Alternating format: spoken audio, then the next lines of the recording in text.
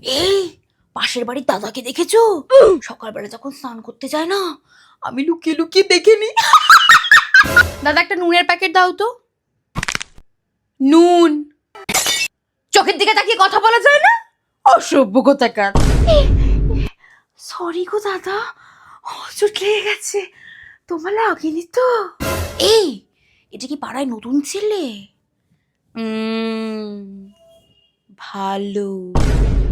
বাবা গোপাল, আমার বাড়ি আসিস না কেন? আমি কি তোকে কাঁচা খেয়ে নেবো নাকি? এই অতনুর ছেলেকে ওটা কে পড়াতে আসে গো সাইকেল করে? এই সেই দেখতে চাপ চাপ দাঁড়িয়ে চশমা পরে।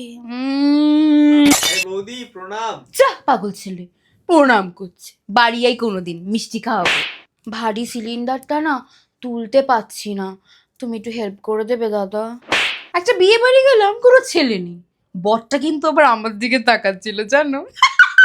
কি বলবো পল্লবীর মা, পাড়াতে একটা লোক আমাকে বৌদির চোখে দেখে না। তাহলে নিশ্চয়ই আন্টির চোখে দেখে।